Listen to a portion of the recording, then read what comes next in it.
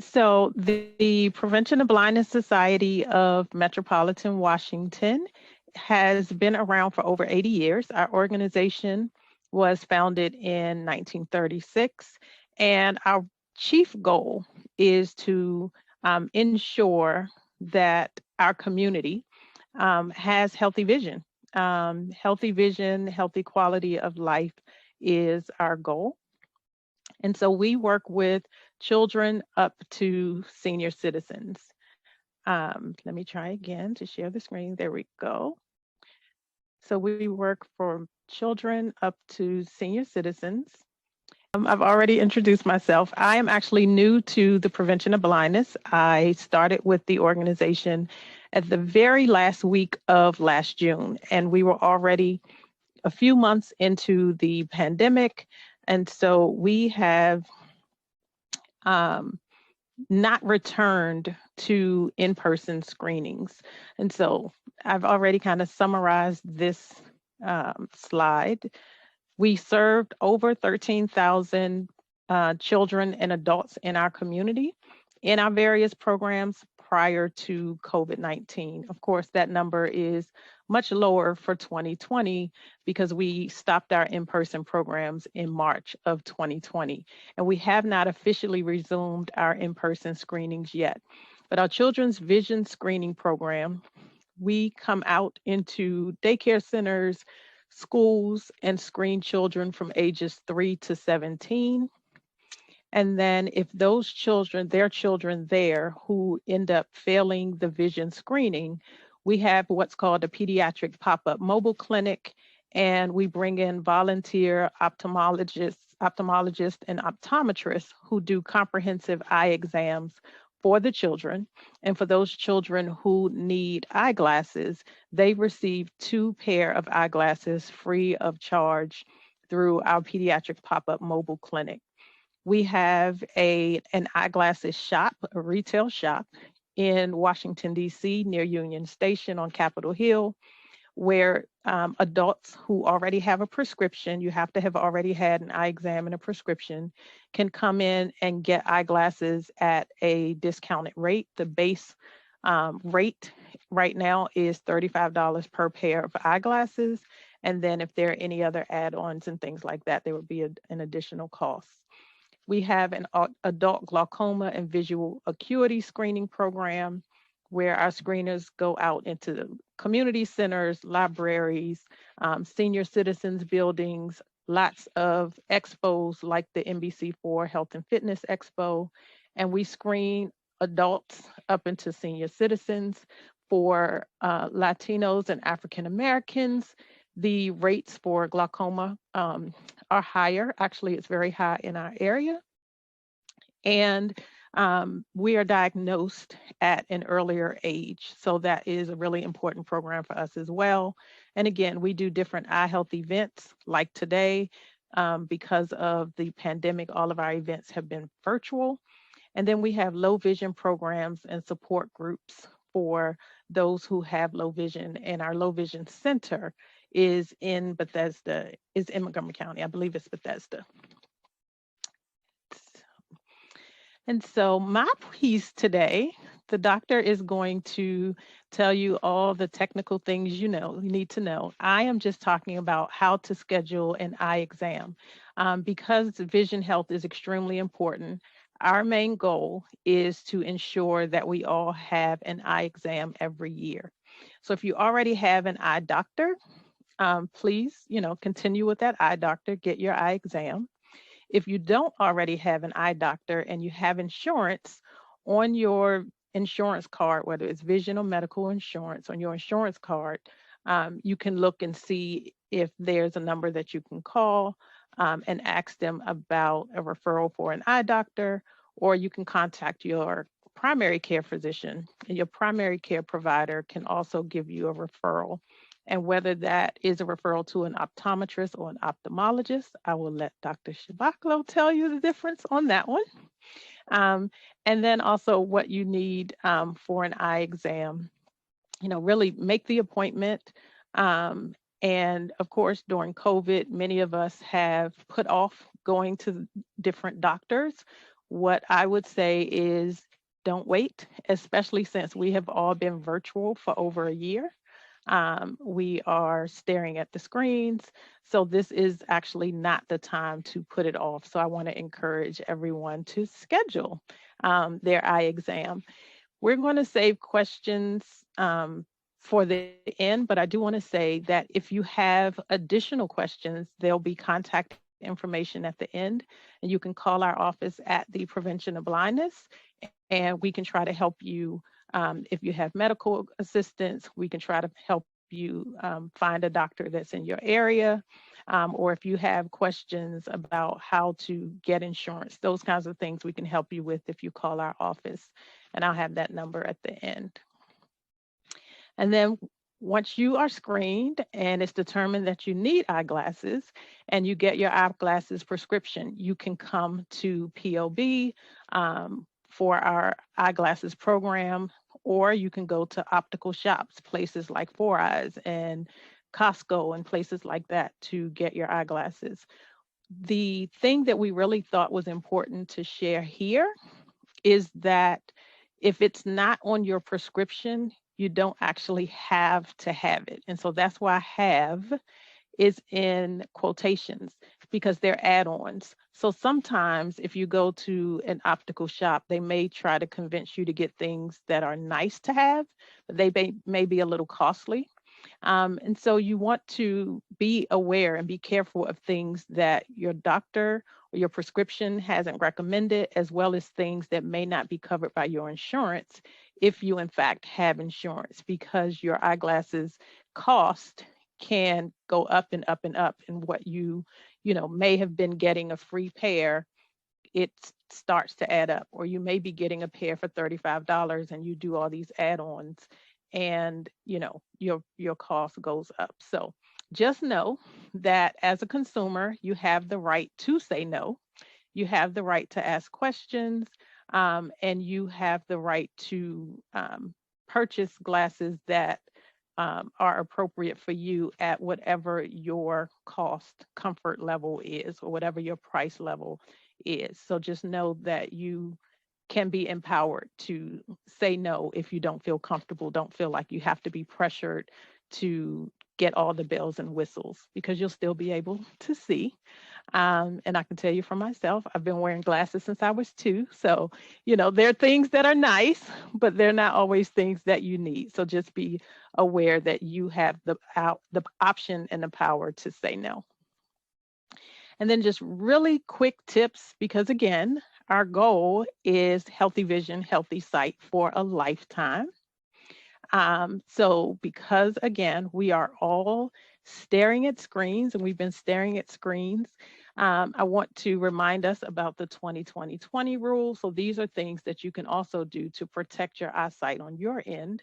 And the 20-20-20 rule is for every 20 minutes that you've been staring at your screen or computer, that you look at something 20 feet away for 20 seconds. So that's what it means. So you're giving your eyes a break.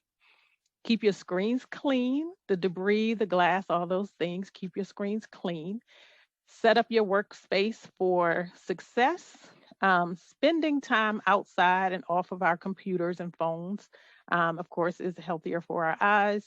A healthy diet, colorful diet, colorful meaning colorful fruits and vegetables. When you're outside in the sun, UV sunglasses, or wear a hat. If your prescription, or you get a prescription for sunglasses, that may or may not be a necessity, but sometimes you can get prescription sunglasses. So remember that as well. And then we just want you to remember that you can put your phones on night mode, or you can put them down 30 to 60 minutes before bedtime, and hopefully you will sleep a little bit better and rest your eyes. And so that lovely young lady, those were her glasses that she received through one of our mobile clinics. And we had also had a face painting. So it was a whole day of fun for her. So our headquarters is 415 2nd Street Northeast. It's in Capitol Hill. The number that you can call if you have questions about eyeglasses or you need to schedule an appointment if you want to bring your prescription and get eyeglasses from us, or if you need help figuring out what doctors may take your health insurance. You can call our headquarters office at 202-234-1010. If you or someone that you know needs low vision services or wants to go to our low vision learning center, we have a hotline number. Actually, there's a hotline as well as we do town hall meetings. So we've done everything virtual during the pandemic. And then for those of us who like to shop, the Look Again resale shops. We have a shop in Alexandria and a shop in Kensington where you can get everything from clothes to furniture. And POB is a nonprofit organization. And so the money, the sales from the resale shop actually help us keep our eyeglasses costs down. So that is it for me. I am actually very excited to be able to introduce Dr. Shebaclo. So Dr. Shebaclo is a current ophthalmology resident at Georgetown University, Washington Hospital Center. Dr. Shebaclo graduated from Georgetown University School of Medicine and completed her internship. Is it Weiss or Wise? Weiss Memorial Hospital in Chicago, Illinois. She is also a graduate of the London School of Economics, where she completed her master's in international health policy and economics. In addition to her clinical duties, Dr. Shebaclo enjoys teaching and clinical outreach. She's given several lectures through the Prevention of Blindness Society and the DC Public School System, educating patients on general eye health and common eye diseases. So thank you, Dr. Shebaclo, for joining us. And I am going to stop sharing my screen and you can take over. Thank you. I'm very excited to be here speaking to you. I'm very passionate about eyes, as you all can probably tell. I'm just going to share my screen real quick and we'll get started. All right. So I understand that you all are students in the Montgomery College system. So I prepared this talk as just a general eye health lecture for adults under 40, hoping to catch most students in this group. As I said, my name is Karine Shebaclo. I'm a ophthalmology resident, meaning that I'm a eye surgeon in training at Georgetown and at Washington Hospital Center. We rotate all around the city, taking care of the DC community and their eye health needs. We'll start. I have prepared a few slides, but I'd really like to open it to you all if you have questions, concerns, whether it's about eyes, the difference between opticians, optometrists, and ophthalmologists, and the career path for any of the above, or if you just have general questions about, eye health, refractive surgery, eye strain in these odd times. All right, we'll get started. So by the time you're in your early 20s, your vision is actually fully developed. Your eyes, your visual system, the actual anatomy of your eye is completely developed. So people find that their vision actually remains stable throughout their 20s and 30s. And as you approach the end of your 40s and your early 50s, you develop what is called presbyopia, or loss of accommodation, meaning that you lose your near vision. And so you'll start to need readers. And that typically doesn't happen for most people until you're towards the end, your end of your 40s. The only exception, in general, the exception to this is females. And so vision can actually change through a multitude of mechanisms throughout pregnancy and depending where they are in the different trimesters. The most important thing that young people can do to maintain their eye health is actually preventing eye injury and trauma. You will not actually believe the amount of trauma, intentional or unintentional, to the eyes, especially now during COVID. We get ocular contusions, falls, metallic foreign bodies, in people who work in, like garage settings, mechanical workshops, factory settings. We see it all the time. Or people who play sports or are exercising. It's very, very common for young people to injure their eyes. And unfortunately, also trauma through violence or motor vehicle accidents. We see this multiple times a day in our hospital here at Washington Hospital Center. So what I can tell you is please be very careful. Your vision is so sacred in my belief. As this group here in particular, we are so particular and protective of vision and the prevention of blindness. And so I urge all of you, if you're playing sports or just doing anything that could be remotely dangerous, to just use protective eyewear. I also wanted to just kind of touch on vision corrective surgery. So the best time to actually start considering refractive surgery if you need correction for distance or near is probably going to be in your mid-20s when your eye stops growing. And when your eye stops growing, your vision and your refractive error actually stabilizes, and that is the best time to talk about refractive surgery. The most recognizable laser surgery or refractive surgery, it's not really laser, is LASIK. There's another one called PRK. There's something called SMILE that not as prevalent in the DC area, but LASIK and PRK are. Those are something that you can talk to your ophthalmologist about to see if you're a good candidate. And we do several tests and see if your eyes are actually good candidates for it. What we can do with refractive surgery is we can correct your nearsightedness, your farsightedness, and or astigmatism if you have a high degree of that. So Doctor? the other thing, yes. Oh, sorry, we have a question in the chat. Oh, is sure. LASIK supposed to be done more than once? It depends. Some people, so the goal is to do LASIK only once, but if you need a touch-up or a tweaking because the vision didn't reach 20/20, sometimes people will need a follow-up or repeat procedure, which would be with LASIK. So if you had, you could do LASIK once, and then if you need a touch-up, it's usually with PRK. Does that answer your question? Student. Yes, thank you. Okay, great. Wonderful. Okay.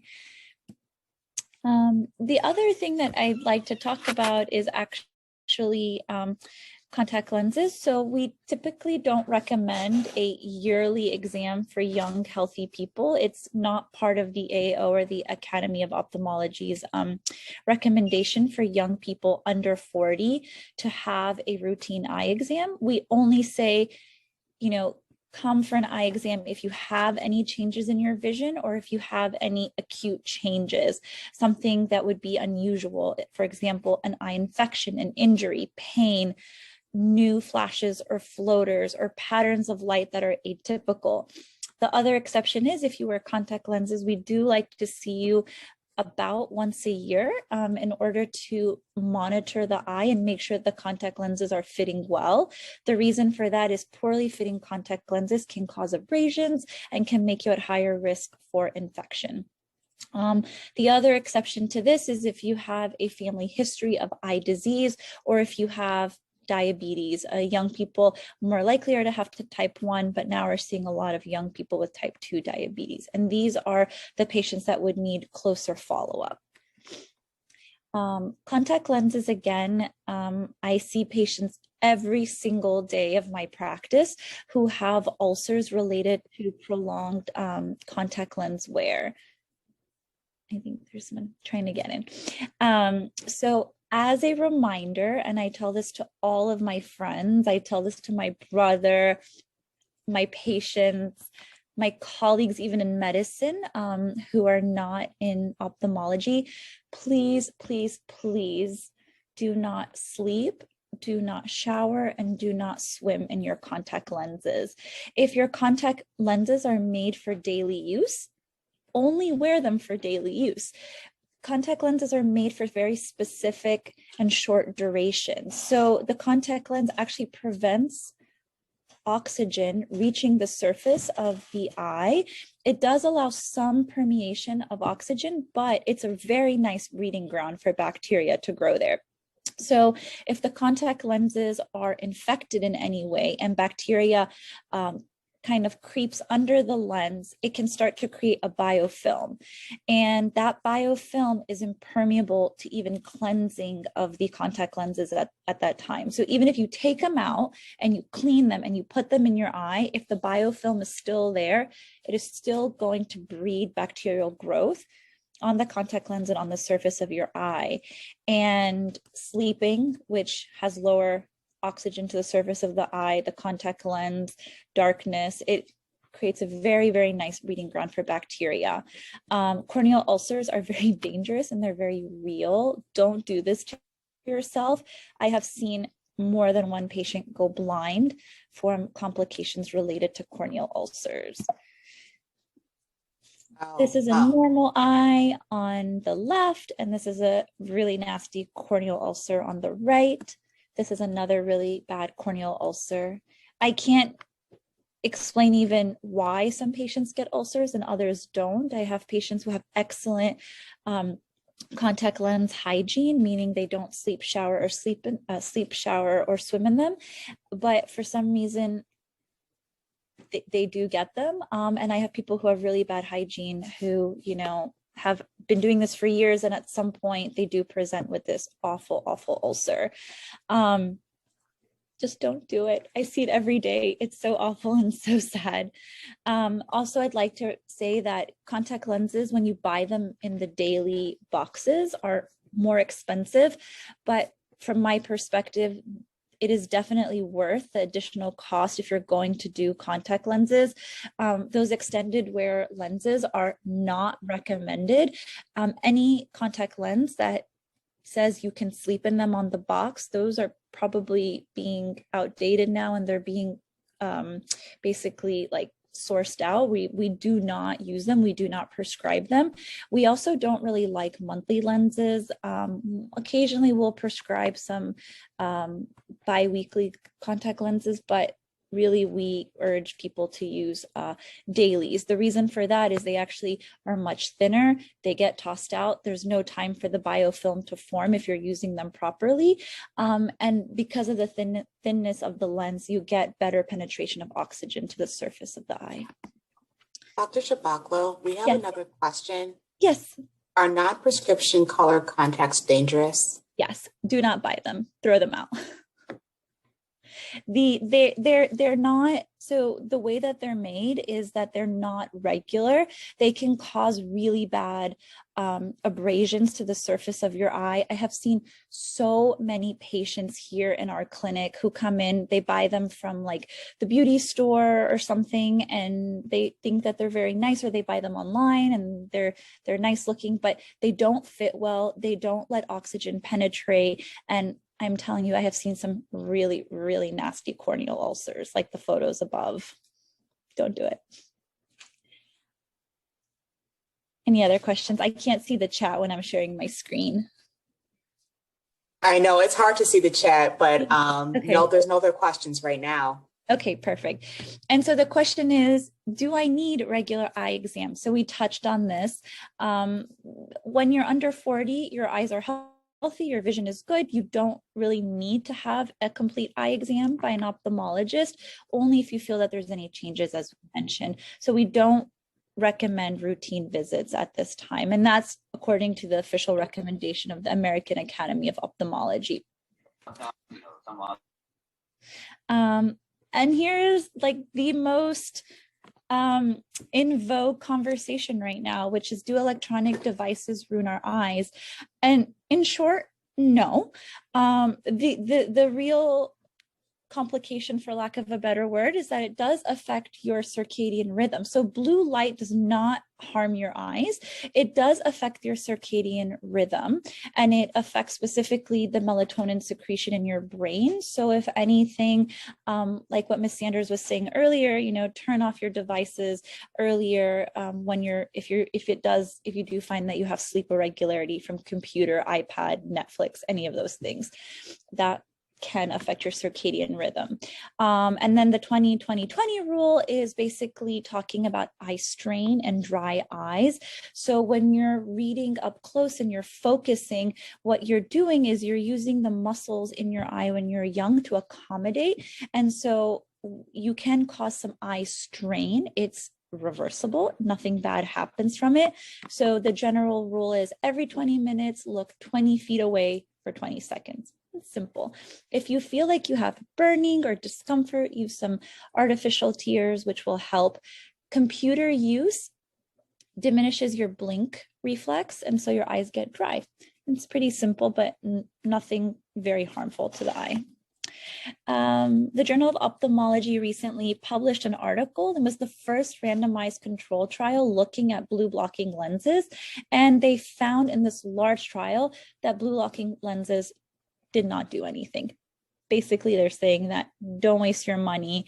It doesn't harm your eyes. It doesn't harm your retina, which is what some people were concerned about. It doesn't harm the actual intrinsic lens of the eye, and that the glasses that the lens in your actual eye does have blue blocking capability. So this is the first trial of its kind. It was very interesting and very timely given the amount of time that people are spending on their computers on Zoom these days. And so many people are spending money on these very expensive premium lenses that are really not doing much or anything, actually. Dr. Shebaclo, we had a question. Is night light good for eyes? Is night light good for eyes? Oh, it's fine. So that's one of the old wives' tales that, you know, reading in like dim lighting, reading under a lamp, candlelight is bad for the eyes. That is something my own grandmother told me. She told me I was going to get cataracts from reading in dim lighting, and it's actually not true. It's an old wives' tale. Same with sitting too close to the TV. Anyways, so yeah, so this is actually a very interesting article that came out recently. And any further questions? I just wanted to keep it short to open it up to you all to see what's interesting to you all in particular.